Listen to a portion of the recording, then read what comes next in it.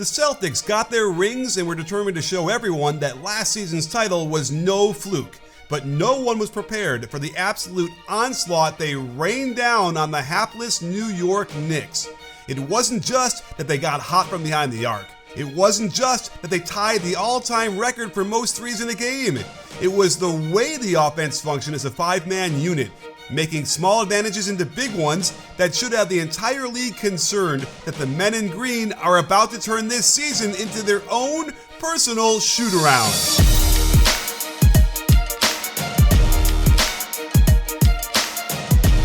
While Knicks fans were rejoicing at the acquisition of Karl-Anthony Towns, there was a real fear that him playing center was going to be a problem defensively, and the Celtics wasted no time in using him as their point of attack. They use a decoy pick and roll on the left side to catch Towns a step behind the play on the swing into step-up screen. Towns continues to back up, and Jason Tatum was more than happy to oblige. In the third quarter, they went to a simple pick and roll, and when a righty goes to his left, it's generally easier to shoot since their shooting hip and elbow are already aligned to the basket. He doesn't drop into the lane this time, but he's giving Tatum 7 feet of space to light this up into the night sky. The Celtics were pretty relentless with Towns. Credit to Bridges for fighting through the handoff back to Tatum, but they quickly reset into a ball screen with Towns' man. Cat drops to lure Tatum into the mid-range, but Bridges continues to pursue the ball. If this is the game plan, it's not going to work because Jrue Holiday is a shooter in the corner. This becomes a 20-foot closeout, and with Derek White under the basket, Josh Hart needs to hold a second longer than he wants to before trying to close to Holiday, who gets a wide-open shot. The Knicks defense looked completely unprepared to guard a five-man lineup of all shooters. As they involve Cat in the pick and roll again, check Josh Hart in the paint, expecting OG to switch with him, but OG gets in a wrestling match with the Holiday screen. Tatum need only make the easy pass for a wide-open Jaylen Brown triple. Instead, they again send Bridges to the ball as a double team, forcing Brunson into that 20-foot closeout, with no hope of getting to the left corner in time, even with an off-target pass. The Knicks were willing to completely bend their defense out of shape to stop these ball screens. Look how far Brunson comes over from his man in the weak side corner. Thibodeau's game plan was faulty from the start as they again double-teamed Tatum off a ball screen with Towns' man. The Celtics were well prepared, simply flashing White to the nail. OG should not be denying the pass back to Horford this high above the three-point line. Brunson has absolutely no hope of sprinting 40 feet to the strong side corner to affect this practice shot from Brown. I don't think these next few clips were part of the defensive game plan, but I think Cat's teammates got so concerned with helping him that they violated the cardinal rule of man-to-man defense. Don't help one pass away. Towns tries an aggressive hedge to throw Tatum off his rhythm, but Deuce McBride decides to foolishly gamble with the reach-in and then stays with the ball, opening up a wide-open corner three to McBride's man as the domination continued. It happened again when they set an inside ball screen on Cat, with OG deciding to desperately reach in while his man Brown is one pass away. This directly leads to penetration right into the lane. I appreciate McBride's help to stop the ball. It meant OG needed to switch and pick up Holiday. That didn't happen. The Celtics team is a group of willing passers, and they get yet another wide open look. Same exact play in the third quarter on an inside screen with Cat's man. There is simply no need for Brunson to be reaching in like this, other than the shell shock of realizing how many open threes the Celtics were getting off of Cat's defense. Easy pass, easy shot.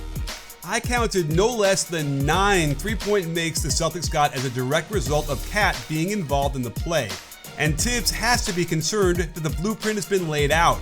And this type of knowledge should help you if you're trying to figure out how well other teams will shoot against the Knicks using the DraftKings Sportsbook app. As an official betting partner of the NBA, you can make prop bets on all your favorite players, and the B-Ball Breakdown knowledge you'll get will give you an advantage when trying to decide which side to take. Best of all, with my code BBALL24 as a new customer, you'll get $200 in bonus bets when you bet just $5. Every point counts with DraftKings Sportsbook, so download their app right now, use my code BBALL24, the crown is yours, as it was for Isaiah Hartenstein last year when he was on defense. The Knicks didn't have the issues then because he's just more mobile on the perimeter, and you can see how he can show with both feet above the three-point line, get back to the roll man, Then recover back to a good shooter in Miles Turner. When they run it again, watch how well Hartenstein can stay with Haliburton after the switch, forcing him into a very difficult and well-contested shot. Knicks fans simply won't see this type of defensive ability from Towns, and it's going to be a huge difference in how effective their overall defense will be this year. Another thing that makes this Celtics team impossible to guard is shooters at every position. While this is a great rotation by Josh Hart to influence the miss, he's rotating off a non-shooter in TJ McConnell. You simply cannot do this against the Celtics. We know Boston wants to shoot more than half their shots from behind the arc, but it's not enough to just say that and start gunning up triples. They pass the ball so well and are unselfish with the glow of a reigning NBA champion. Plus, they've got a thick playbook filled with terrific offensive sets designed to get open looks. We got treated to the full progression of this play, which starts with a pin down at the elbow to get Tatum open. They then use the point guard to screen the center, who's flying up to set a ball screen for Tatum. What this does is create separation from the defensive center, who gets caught a little too low and allows Tatum to get another moon ball over the contest and right in the basket. They can also use this set to get Spain pick and roll out of it. Keep your eye on Sam Hauser as he cuts baseline before coming up to backscreen Luke Cornett's man. Jericho Sims is doing what most centers want to do versus Spain, quickly get below the back screen so they can continue guarding the basket. However, that means the ball handler is left unattended, and I hope Tatum thanks Sims before releasing this one into the net. If it ain't broke, don't fix it. So they run it yet again, and it works well because the pin down will almost guarantee a catch for Tatum out top, since teams will not switch this. If Tatum attracts two defenders, he finds Cornet on a short roll at the nail. Remember, the Celtics love to put their guards in the dunker spot to force a smaller player to be the help in the lane. Brunson must bump down to prevent the layup pass to White, so Cornet makes the easy pass for a wide-open Pritchard three. But everyone is so unselfish on this team that he hunts an even better shot in the corner, as McBride was 2 steps slow recognizing his closeout. This time, Bridges does a good job getting around the screen, and Tatum ends up too far from Cornet to get a ball screen, so they spread the floor and occupy the weak side with some cool action that doesn't materialize in a shot just yet.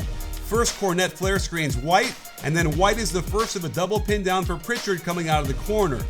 This lets Tatum do his ISO dance step back, and they'd given him so many open looks already, it was no surprise he was in rhythm to knock this one down. And at the end of the third, they run the same play one more time with better timing as Cornet hits the flare screen, flips it as a double pin down, and White hops into an open look to his left as the game is already over. What the Celtics are going to try and do this year is very smart. Last year, when a team scored 4 or more threes than the other team, those teams won 74% of the time. And with the sheer volume of threes they're going to take, with the amount of shooters and spacing they have, and we're not even including the injured Kristaps Porzingis yet, there won't be a defense out there capable of keeping them in check. Factor in how much deep playoff experience they have, and it's hard to pick anyone other than the Celtics to win the next NBA title.